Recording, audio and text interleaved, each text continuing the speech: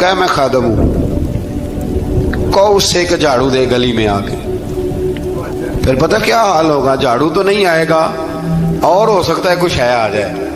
تو اس لیے اب کوئی بندہ کہے جی انہوں نے خود کہا ہے، تو ایک کچھ پوری جماعت ہے لوگوں کی جو بات کو سمجھتی نہیں، کہتے ہیں خود کہا میں بشر ہوں، انہوں نے خود کہا میں غیب نہیں جانتا، انہوں نے خود کہا میرے پاس خزانہ کوئی نہیں، انہوں نے خود کہا میرے پاس کوئی شے نہیں۔ تو اس لیے آپ سمجھیں کسی کے لفظوں پر اگر آپ گرا لگا کے بیٹھیں گے تو پھر اس سے بے ادبی ہوگی۔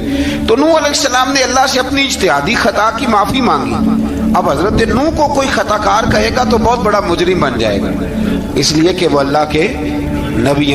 آیت نمبر 50 میں قوم عاد کا ذکر ہے اور ان کی طرف دعوت توحید دینے کے لیے اللہ تعالیٰ نے حضرت ہود علیہ السلام کو بھیجا۔ ہود علیہ السلام نے قوم سے کہا کہ میں تم سے کسی چیز کا اجر طلب نہیں کروں گا، میرا اجر میرے اللہ کی بارگاہ میں ہے، بس تم اپنے رب سے بخشش مانگو، پھر اس کی بارگاہ میں توبہ کرو، اللہ تعالیٰ تم پر موسلا دار بارش برسائے گا اور تمہاری قوت میں اضافہ فرمائے گا۔ قوم عاد نے دعوت حق کو رد کیا اور ایمان نہ لائے، بلکہ ہود علیہ السلام پر طنز کیا۔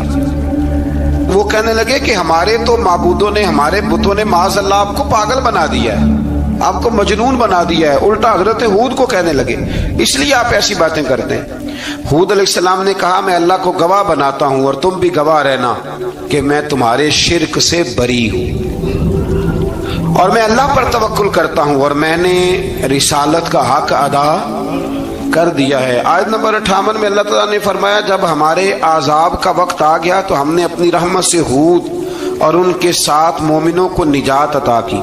قوم عاد نے اللہ کی نشانیاں اور رسولوں کو جھٹلایا اور دنیا اور آخرت میں لعنت کے حقدار ہوئے۔ آیت نمبر 61 میں پھر سے حضرت صالح علیہ السلام اور ان کی قوم سمود کے حالات کو بیان کیا گیا ہے۔